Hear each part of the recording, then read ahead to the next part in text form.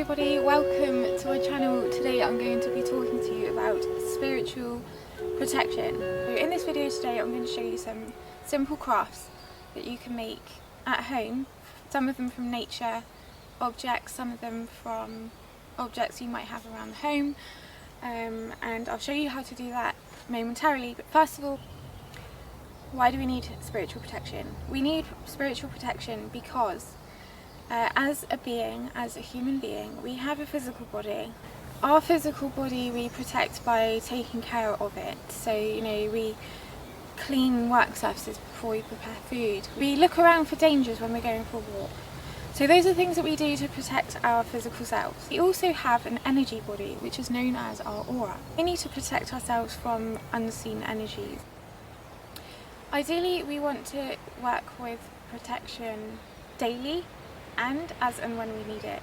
So on a daily basis, we may want to use energy shields to protect ourselves from negative energy from other people or situations or events. We may also want to put up spiritual protections if we're about to do any magical work, such as spells or ritual.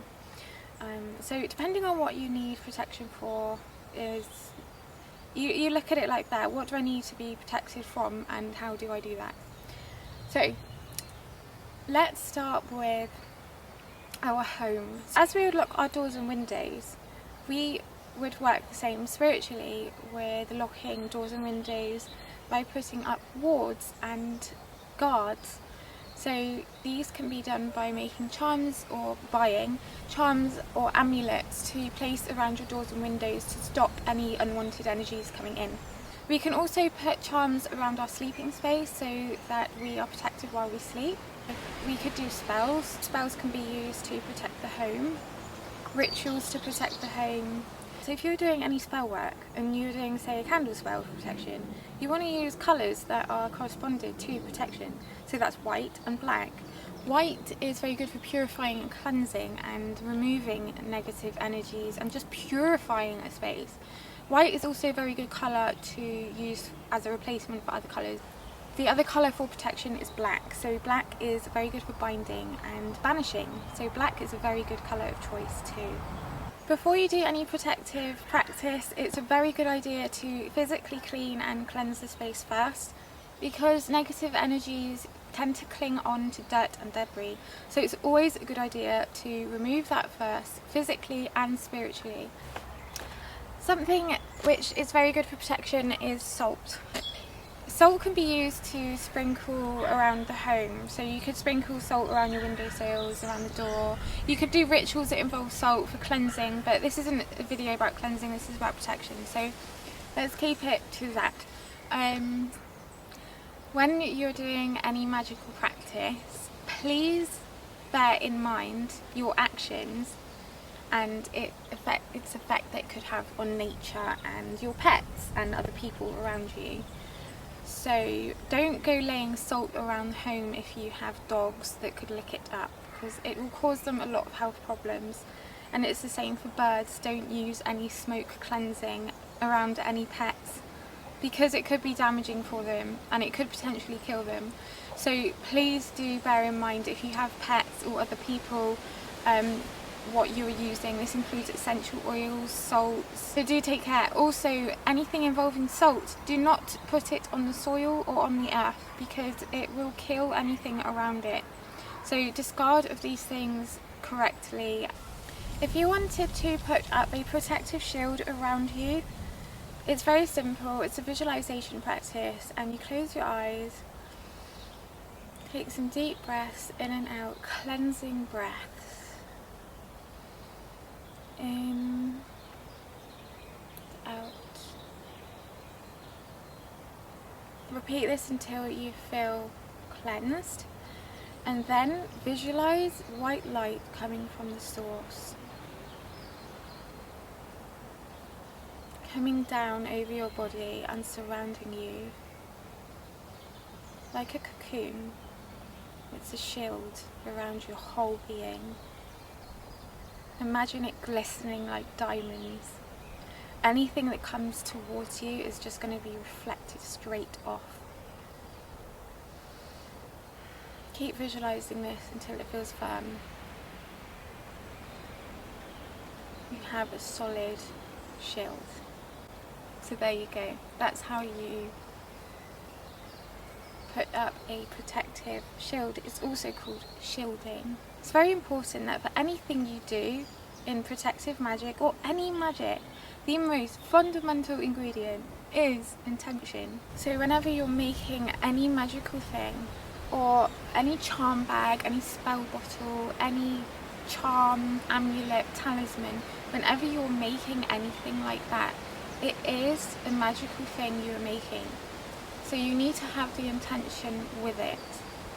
When I say intention, you're making it and visualising the effect that you want happening as you're making it. If I'm making a spell bag for protection while I sleep, and I'm putting in all these herbs like lavender, and I'm putting some amethyst in there and some star anise to prevent nightmares, then as I'm doing that, I'm visualising myself being protected whilst I sleep as I'm making it, and that's what I mean by intention.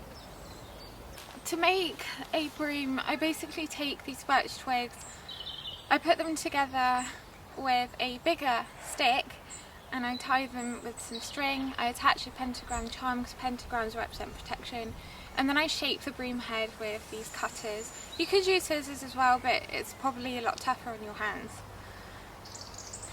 To make witch's bells, I take 3 bells and I use the colour silver because I want to work with the lunar energy for this one, and I put them together with string, and I use a keyring as the main piece of holder, and then I just take some hot glue to secure the knot so it doesn't come undone, and I just make it look pretty. I also attach a black ribbon to add some extra protective qualities because black is a colour of protection.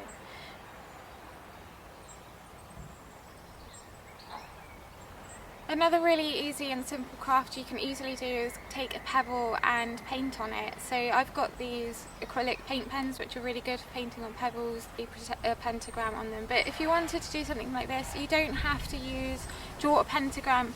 You could draw something that represents protection for you. So it could be an animal. So for me, elephants represent protection. So that's another idea of something you can easily make at home or when you're out in nature to use as a protective amulet. Once you've made your charms or amulets, you want to place them with intention in the area of the home that you would like protection. So, correspondences of protection: bells, witches' bells, brooms, wind chimes, herbs, dill, basil, juniper berries. I think pine is for protection as well. That are good for protection are oak, ash, birch. Oh, crystals. Garnet. Garnet's very good for grounding. It keeps you stable. It keeps you strong. Obsidian is known for protection. You can make obsidian bracelet. That's something I've done before. Snowflake obsidian is also good for protection. Clear quartz, because it can be used for anything. Smoky quartz helps banish negative energy. In the description I'm going to put a list of correspondences that relate to protection, so please do check that out. Thank you for watching my video, everybody. I do hope it helped you in any area that you may feel you want protection, whether it's for yourself or for your home. So thank you from me for watching my video. Please give it a like if you liked it and subscribe to my channel. More content like this and music, art and crafts, spiritual music, art and crafts. Thank you for watching. Bye.